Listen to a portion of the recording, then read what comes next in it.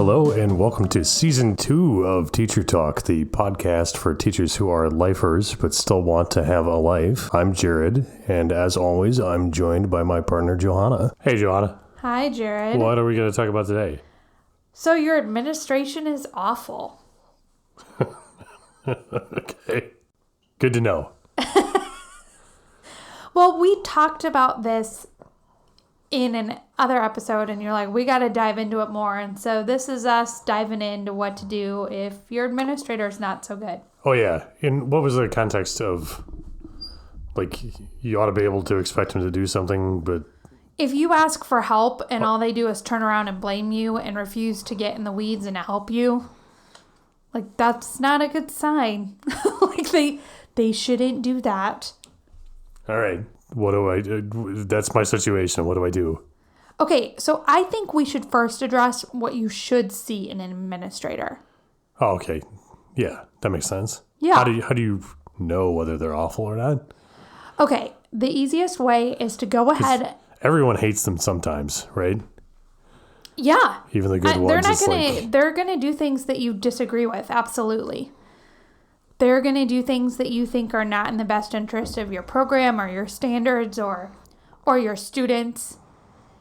And that's not how you identify whether your administrator is any good. Instead, what should you be able to expect from your administration? Your state, I think all of them, but I haven't checked, but I'm going to say all the ones I've checked have standards for administrators just like they have standards for teachers. So you should go ahead and look that up. Read the state standards for administrators? Yep, it's going to read just like teacher standards. Got it. Yeah, and they will even probably have a rubric attached with that, and go ahead and just grade your administrator. And then post it on their door like Martin Luther? No. But grade it just so, that'll help you know whether they're actually at least doing their job or not, right? Right, and it's going to help you focus on things you might not think about from the teacher's lens. There is a bunch an administrator is responsible for that is outside the context of what you see all the time, and by looking at those standards, you are going to find that there are things your administrator is probably good at doing, and you'll be able to rank them high, and then you're going to find the weaknesses. But more importantly, you're going to find the terminology you need to help you live through this process. Help them get them in trouble better? No. Hopefully how to help them grow and become better. Or, if need to be, get them in trouble better? Well, we'll talk about that too. But you need that terminology. You need to make sure that you're using the same terms that you find in those evaluations. They are forced to look at this information all the time. And if you speak with the same terminology, it's going to get you a better result. Yeah. And the state standards are where you start with that? Yes. If your state doesn't have them, go to a neighboring state and look up their standards. Get yourself some basic terminology. Because the terminology will be the same. Yeah, I think it's this. I randomly have kind of looked at this top states, and they're all kind of, it's all coming from a couple of key books, basically. But yeah, from a teacher's lens, it's just going to be a lot better. It'll be approximately 2 pages. It's going to be more like a bullet point type of thing, and it will let you be more objective about what you're seeing in your administrator, and it won't be personal. So, much better. State standards. What else? Okay. Once you look up the state standards, then you're going to act like they are good at their job. Act like they're good. Yes. Like just under the presumption that they will be good? Yes. Give them the chance to fail. You can't just assume, well, they're not going to help me anyway, so I shouldn't bother asking. Yeah, you're gonna go ahead and ask for whatever it is you need. But now you're gonna use that time, you're gonna reference terms that you found in those standards. That makes sense. So like I know as an administrator, one of your key things is to make sure that learning is happening in every classroom. Right now, learning is not occurring in my classroom because I'm needing assistance as my administrator, and I know that learning happening in every classroom is important to you. Could you please blah, blah, blah, blah, blah. Oh, this sounds very official. Now I'm scared. I'm going to have to help you. Well, that's not what you're doing, but it's reminding, it's kind of helping them, because they're going to have had a meeting probably at the beginning of the year where they had to set up their own personal goals. They probably had to put them into SMART goal context. And now you are spoon feeding them an opportunity to collect data and an example on how, like, here's a specific instance in which I achieved my goals. Yes, on where made a difference as an administrator. Yep. And it's, as opposed to I took extra time to help someone that I didn't really want to, or that I thought was just a bad teacher and should have been doing, like it's making their brain look at what you are providing differently. It's making them see it as an opportunity rather than a burden. Smart.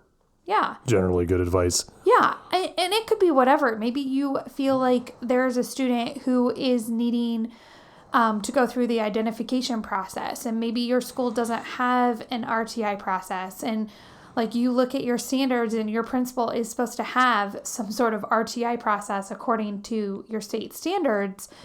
It's a different conversation when you are not explicitly being like, well, I know your standards say da-da-da-da-da. But instead you're like, I know as a high performing school, we want to make sure that we have a method for responding to students who are needing assistance. I have a student who is needing assistance beyond what I'm able to provide in the classroom, and then continue the conversation from there. It's just, you're more likely to get what you want. Yeah. And what you need if you frame it within these standards. Okay. So let's pretend that didn't work. Yes. Okay. So you go to your principal. You framed it. Laid the ball right there in the strike zone. Yep. And they either blatantly turn you down or they don't show up. Yeah. Whether that be they said they're going to do something and then they don't. They don't. Right. Or they refuse to say they're going to do it. Yeah. Either way. Yeah. I understand that. Because if they do it, then like we're on this path to success. Yes. You got what you needed. It might not be as fast as you want. It might be that you have to understand that they are learning and growing just as much as you're learning and growing, but at least you're a team trying to figure it out together. Like, you got to give them points for that, because the rubric will probably give them points for that. But if you put a fat one right over the strike zone and then they just spit on it anyway. Yep. That's a terminology for watching a pitch go by. I understand that you are not in the position to help me. I am wondering who might be some people I could ask for assistance. And at this point, they should realize that you're just tying the knot on their noose. But they should. I mean, I really don't think, I'll be honest with you, I've had great administrators, but just like I am a great teacher, sometimes I need someone to put things in context for me to make good choices. And so sometimes I've had to put things in context for administrators, and they always respond. Like, it works out. But if it doesn't, be willing to decide either A, you're going to do nothing and get yourself out of this school or away from this administrator, or B, you decide you're going to take one for the team, and there might be a personal cost, in which case you are asking them, who should you ask for help? Yeah. And then be willing to go outside them. But there are consequences for that, so I wouldn't choose that lightly. Okay. Yeah. Is it? I feel like we should go into more detail about the costs real quick. Oh, okay. Okay. So if you are deciding, right, like let's say you are needing support, you are needing help, it is very bad, it is the start of the school year, things are not getting better, it's going to be a long year, besides the fact you have kids who need you to get this help. Like, you have to decide whether you want to take one for the team. Because if you ask for resources beyond your administrator, you are potentially burning a bridge that can't be rebuilt. Yes. Yes. You're going to war with the administrator? And if you're an evaluator, like, okay, I'm going to paint the picture on two sides.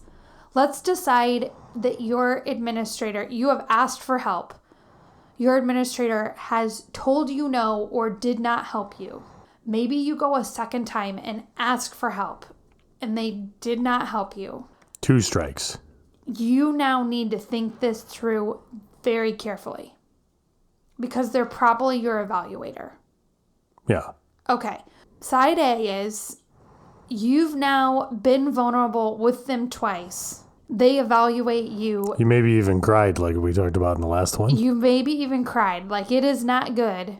And you do not go outside of them for assistance. They could use the fact that you were vulnerable about needing assistance against you. And it could be very bad for your teaching license. If you're like a brand new teacher? Doesn't matter. If you've asked for help, you've confided that things are not going well, you've put yourself on the radar that things are not going well, and they're your evaluator, they might decide that you're just a bad teacher and you cannot be saved. And which they can't do, but they can call you a teacher in need of assistance. That's what our state does, but different states do different things. So if you think that your evaluation, like that what has occurred is going to mean that you get a poor evaluation, then you almost have to go outside them. Yes. Because you need evidence that they were bad at their job. It's you or them at this point. Yeah. It's very scary at this point. I would not act without seeking counsel. I wouldn't act without getting counseling. I would not do anything under an emotional state, but it can be very scary for a teacher if they never communicate until if your evaluation is filed, it's too late. At that point, you can't say, well, my administrator is really bad. Yeah. Yeah, you need... No one listens to you then? No. If it's September and things are not going well, your administrator should be helping you. And if your administrator is not helping you, then you need others to know you're not getting the assistance you need, and you need to figure out how to get your assistance. You're still going to have to get out of that school. You've burned this bridge with this administrator, but now it's a question of, did you burn your teaching license up at the same time? Yes. No, you don't want to do that. I mean, that's the question. Yes, that is the question. So it's you got to take them down before they take you down? Yeah, I mean, this is hopefully you're in the union. Hopefully your state has a union. We shouldn't go down that road. Don't they all have unions? Is there a state that doesn't have a union for the... There are states where unions aren't very powerful. Well, that's for sure. Yeah. But it's time. If this is it, you've asked, you've created the best circumstance for your administrator to help you, and they're not helping you. It is time to get advice and figure it out, because... What if you're actually a bad teacher, though? And then you need help. And then you think that they aren't helping you when really they are, but you just are not cut out for it? Okay, are they in the weeds with you? I don't know. If they are not in the weeds with you, then they are not doing their job as an administrator. What does in the weeds mean? The state standards will tell you what in the weeds mean. Clever. Right? Your state has spelled out for your administrator what they should do if they have a teacher that they don't think is good at their job. And so if they think that you are not good at your job, and maybe you are not good at your job, they have specific things that they are supposed to be doing to help make you better at your job. Got it. Because throwing their hands in the air and just saying well, they're just a bad teacher. Try harder. That is not, no way is that in your standards. Got it. That's why you read the standards. Yeah. See, I didn't read the standards, so I had that question. But if I had followed the steps, which we're about to recap. Yeah. Then I would have known. All right, recap it for us, Jared. What to do if your administration is awful? Which you mean principal, right? Yes, probably. Step 1 is find your state standards for administrators. Yes. And learn them. There might even be a rubric. There probably is a rubric. if for some reason, we don't even think that this exists, but if it did, if your state doesn't have standards for administrators, then find a nearby state that does and read those. Yeah. So, and that will give you the language and the ideas about how to think about how your administrator is actually doing. Yes. And how to talk to them. Yes. In ways that they understand. So you can set it up. It's not even down the middle. You just set it up on a T form. Yeah. Here is what I need in the terms of exactly how you are evaluated yourself. So here's an opportunity if you say, I needed to do this, and so I did. Yeah. My kids are not, it can be as simple as my kids are not learning what they should be learning. This is what I have tried. It's not getting the results I need. How, as my administrator, can you help me so that I am meeting my students' learning needs? Which is their goal. Yes, that is going to be in those standards. I promise you, it is in the standards. Speak their language, and they will be like, oh. Use their language and then put your ask in terms of their goals. Yes. Generally good advice with everything. If you do this once or twice, and they either say they're not going to help you, or they say they'll help you and then they don't, then... And I don't mean their help didn't work. Yeah, they didn't... They blew you off. Yes. One way or the other. Yes. Then it's time to go to war. Well, then you're probably already in war and you didn't even know it. Well, but it's time for you to make war. Okay. Bureaucratic war. Okay. Which is you documenting why the problem is they're a bad administrator. Yeah, really, you got to get... If you're not in your union, you got to get in your union. It is coming. It might not have happened, but it is coming, and you need counsel, advice. You need to know what to do so that all sorts of people know, so that if a bad evaluation comes down the pike, you have documentation to support that your teaching failure was due to an administrative failure. Right. Because you asked... They didn't do their job. And so it can't... Maybe you also suck. We don't know. It doesn't matter. But that wasn't the test. You were supposed to have this assistance because it was their job to give it. Yes. You asked for it. Yes. You made them aware of it. You made other people aware that you had asked for it. Yes. They didn't do their job, and therefore the evaluation's on them, not you. Yes. And that's logical. It sounds, we called it war, but it's not really even war. It's just making sure that principal is never going to like you or support you or going to help you in any way in the future. And anyone they're allied with is also not going to like you or support you. But you were probably going down anyway. Right. So, at the point that you decided to ask for help because you decided to put your students' needs first... because you could not ask for help in the beginning. And there's a chance they might never know you were bad at your job. But if you're listening to this podcast, you're probably not the you weren't succeeding. You weren't succeeding, yeah. But someone listening to this podcast is not the type of teacher who wants to... how long can you actually collect a paycheck if you're bad at your job in teaching? Don't tell my employer. Oh my gosh, it gets so bad though with teaching. If you're not good at your job, it gets real bad. Right. Real bad. There's nowhere to hide. Oh, no. They'll take you down. Those kids will take you down. Will bleed your soul. So take down your administrator instead. No. That's what the title of this episode is. How to Take Down Your Administrator. No. It's not good. It's not good. Because 9 times out of 10, if you frame it, like we said, in their language as your request is part of their goals, that's going to fix the problem. Every experience I have had, that fixed the problem. I just like in my classroom, I assume that a kid might just destroy the entire thing. And so I have a plan for if they're going to, what to do. You should go into it having a plan if it doesn't go as it should. Yeah. Okay. Well, thank you, Johanna. Thank you, Jared.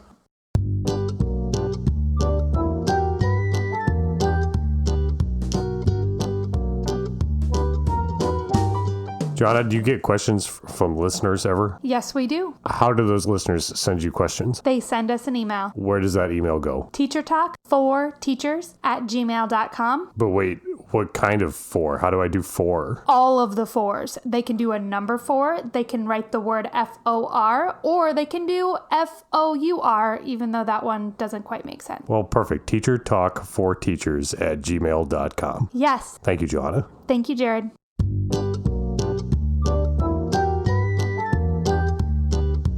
Teacher Talk, the podcast for teachers who are lifers but still want to have a life.